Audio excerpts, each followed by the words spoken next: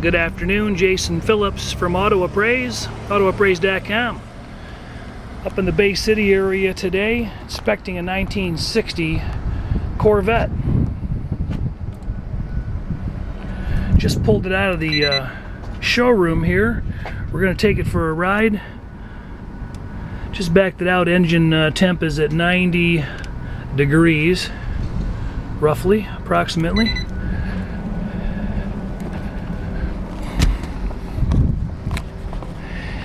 It's a period correct but not a numbers matching engine, 7739 cast. It's got the period correct ignition shielding and heat shields in place, period ram's horn manifolds. These were recently coated, and you can see the paint hasn't actually even burned from gold to cast yet. That's what happens with that paint.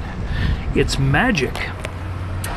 It does not have the correct distributor in it. It's got one of those upgraded Mallory billet distributors. It does have the tack drive, which is kind of cool, but the seller has informed me that the tack is only working up to about 1500 Rs, and then it spins. He believes the cable's broken. Correct Winters Foundry marking there on the intake. The VIN tag is properly mounted there on the steering shaft. The body's in really nice shape up front in the nose of the vehicle.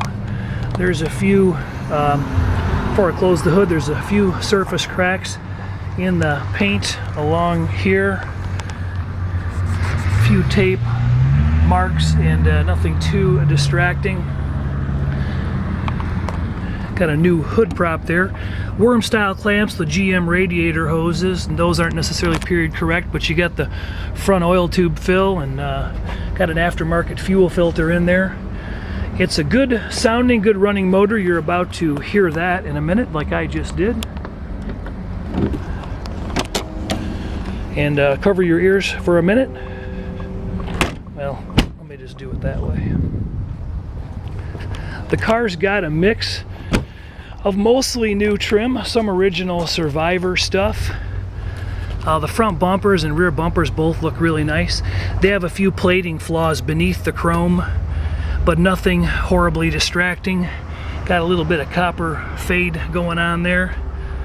The shark teeth in the grill have a little bit of patina and pitting and a few various marks on them, but they don't look too bad.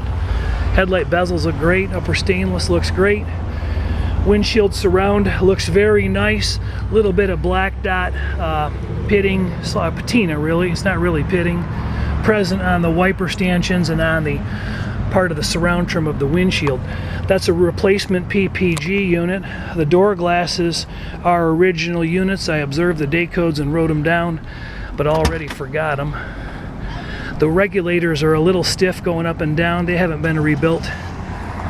The car is thought to have 81,000 original miles on it, and it may or may not. It could, based on the fact that those original door panels look pretty original. They've had a little repair work and love and attention. That screw is loose. The interior is done very nicely, period correct carpet. Just a little bit of peeling here and wear on the foot points. Seat belts have been added. Those were not factory option, of course. 5500 red line on the tack. Car's got a working clock, and the blower works. The turn signals work. The headlights, taillights, they work. The paint is very, very nice. I had to look very hard, and that's what I do. When I inspect a car, I look very hard for flaws, and this one was really difficult to find them. There's a few small pock marks in the body and or what look like possibly solvent pops in the paint, but these production bodies, they left the factory looking worse than this one.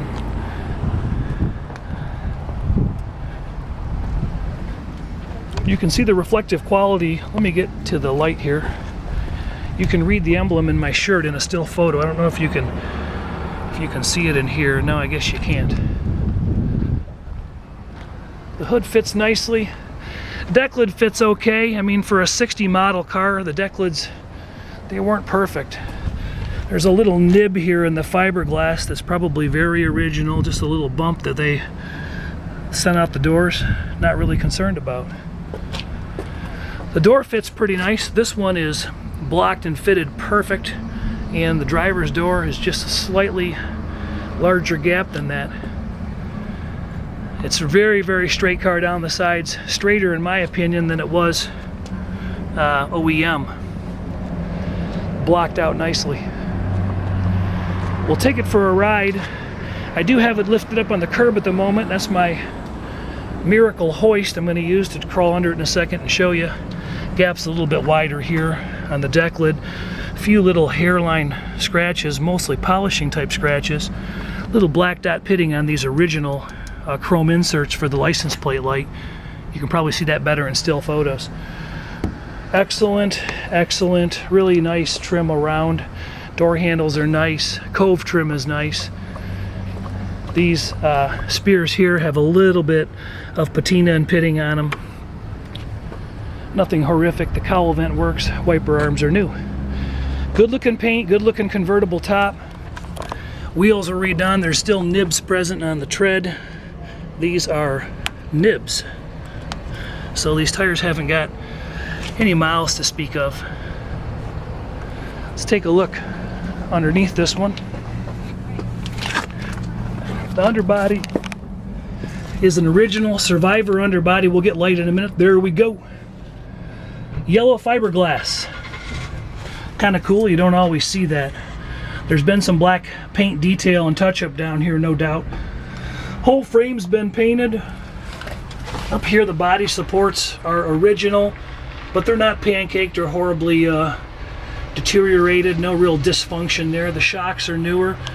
Springs look original with the original nylon straps. A lot of black paint detail to the frame and suspension components. Front end looks the same way.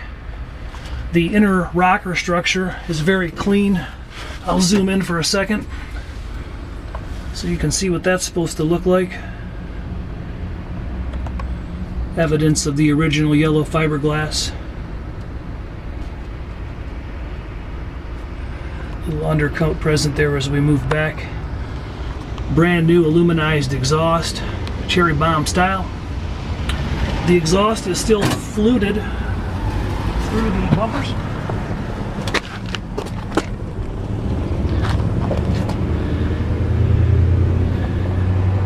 That one's a little higher than the other one, but nothing horrible. Let's take it for a ride, see how it drives. I know it backs up okay because I just backed it out of the garage. Got a few nicks in the chrome, some general wear. Nothing that I get too excited about. We are burning time on the clock, so that means it's working.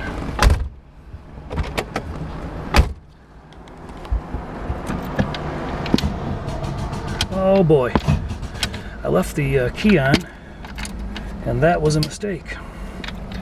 Okay, we're gonna have to give you a second video on this car because I'm gonna have to get a jump box out. Jason Phillips from Auto Appraise 800-301-3886, getting ready to do a test drive on a 1960 Corvette 327 4-speed. Very nice restoration, solid non-frame off underbody. AutoAppraise.com, let us know if we can do an inspection for you sometime. We'll try to leave the keys off and not kill the car next time. Make you have to watch two videos. One small little crack in the vinyl under here, you can really only see it when you're in the passenger seat. Otherwise the dash is very nice, gauge faces are very clean, lenses are clear. Thanks for watching this one. I'll show you another one shortly.